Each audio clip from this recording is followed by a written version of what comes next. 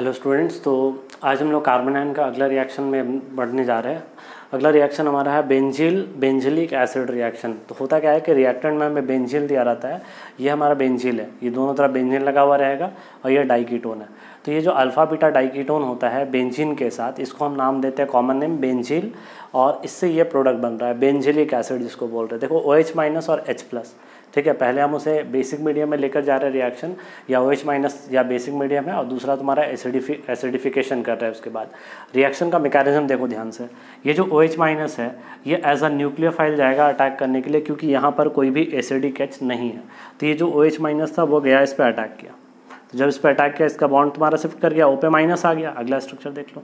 जब ये O का माइनस वापस इस कार्बन पे गिरता है, तो जैसे ही इस कार्बन पे गिरेगा तो क्या होगा कि इसका जो pH है, जैसे वहाँ पे हमने देखा था जब हम लोग पढ़े थे कैनिजारो रिएक्शन में कैसे हाइड्राइड शिफ्ट होता था, सेम उसी तरह से जब OH माइनस इस पे गया तो OH तो लग गया, इसका O माइनस शिफ्ट हो गया। जब इसका O का माइनस वापस इस कार्बन पे गिरने जा रहा है, यहाँ देखो वापस से इसका जो तुम्हारा लोन पेयर जा रहा था, तो क्या हो गया कि यहाँ से pH है फिनाइल शिफ्ट के फॉर्म में यहाँ पे अटैक कर गया।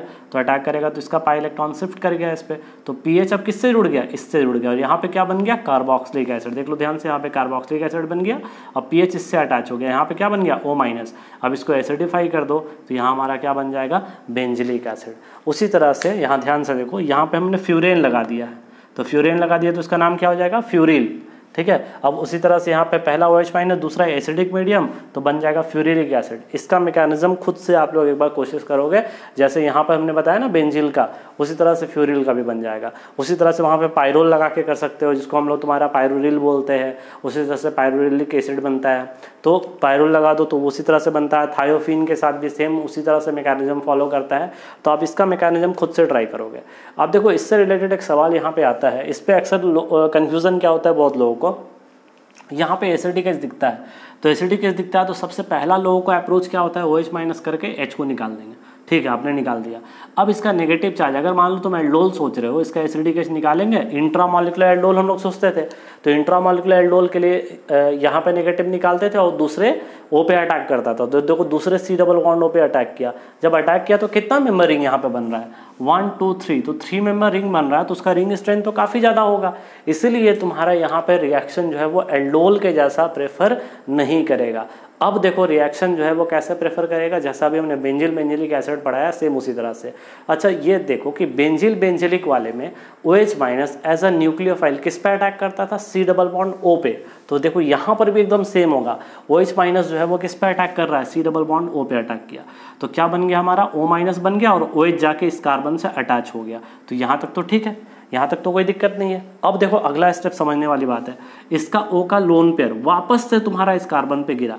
जैसे ही तुम्हारा इस O का लोन पेयर इस कार्बन पे गिरा, तो कार्बन पे गिरने के बाद तुम्हारा क्या हो रहा है, देख लो ध्यान से, इस कार्बन का 5 बॉन्ड हो रहा है।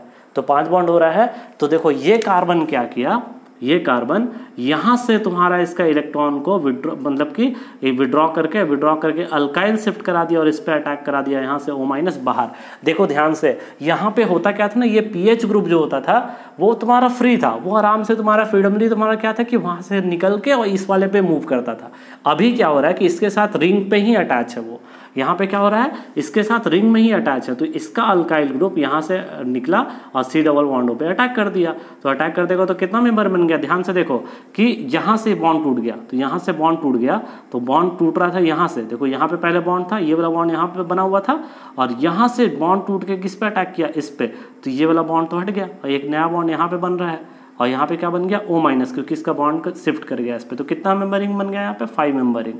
5 मेंबरिंग से क्या लगेगा, COH, और एसिडिफिकेशन कर दोगे तो O माइनस की जगह क्या आ जाएगा, वहाँ पे OH आ जाएगा। तो इस तरह से वहाँ पर रिएक्शन को प्रोसीड करता है। 6 मेंबर से कहाँ पे जा रहा है, 5 मेंबर। अब ये सोचो, यहाँ 3 मेंबर से तो काफ़ी अच्छा है कि 5 मेंबर में चला गया, 6 से 5 जा रहा है, चलो मानते हैं कि रिंग स्ट्रेंथ वहाँ पे थोड़ा मोड़ा बड़ा होगा, लेकिन 6 से 3 तो जाना और ज़्यादा अनस्टेबल था। इसलिए यहाँ पे एकमात्र जो ऑप्शन था वो ये था। तो अभी यहाँ तक लिखो, उससे इससे रिलेटेड और 1-2 सवाल करेंगे तो बहुत अच्छे से कॉन्सेप्ट क्लियर हो जाएगा। यहाँ तक लिखो पहले।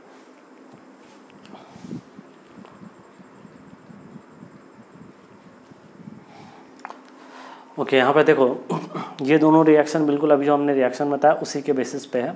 जैसे मान लो इसी क्वेश्चन को हम बात करते हैं, तो पहला OH माइनस जो था वो किस पे अटैक करता था, इस पे, तो ये बॉन्ड इस तरह से खुल जाता था, तो चूंकि इस पार्ट में तो कोई चेंज हो नहीं रहा है तो इसको हमने एज इट इज़ बना दिया।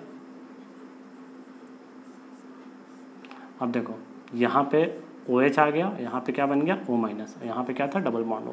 अब देखो अब क्या होगा कि जैसे इसका पाई इलेक्ट्रॉन इस पे गिरेगा तो तुरंत यहाँ से अल्काइल ग्रुप शिफ्ट होकर किस पे अटैक करेगा, इस पे, और ये तो कितना मेंबर रिंग बन जा रहा है 1 2 3 4 5 मेंबर रिंग बन जा रहा है।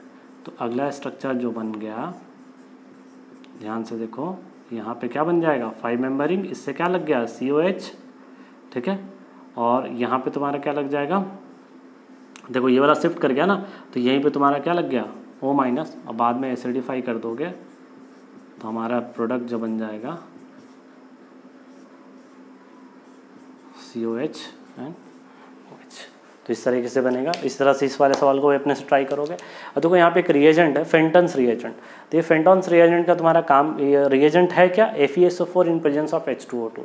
तो ये फेंटन्स रिएजेंट बेसिकली करता क्या है, तो याद रखना ऑलवेज कि अल्फा हाइड्रोक्सी कार्बोनाइल कंपाउंड में अगर हम फेंटन्स रिएजेंट डालेंगे तो वो अल्फा बीटा डाइकार्बोनाइल कंपाउंड में कन्वर्ट कर देगा। तो क्या अल्फा हाइड्रोक्सी कार्बोनाइल कंपाउंड क्या मतलब, कार्बोनाइल कंपाउंड दिखा और अल्फा पोजीशन पे अगर OH लगा होगा तभी ये फेंटन्स रिएजेंट तुम्हारा काम करेगा। मतलब स्पेसिफिक रिएजेंट है, सिर्फ इन्हीं के साथ काम करेगा।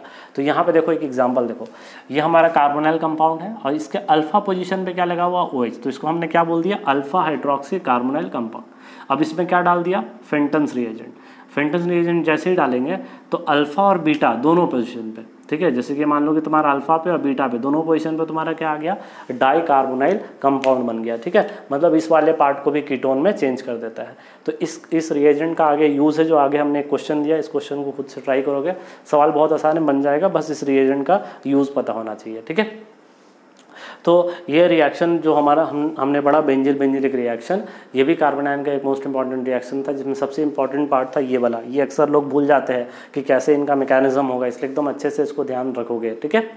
तो अब हम लोग अगले क्लास में अगला कार्बन आयन का दूसरे रिएक्शन के साथ मिलेंगे। इस लेक्चर के लिए इतना ही। Okay, thank you.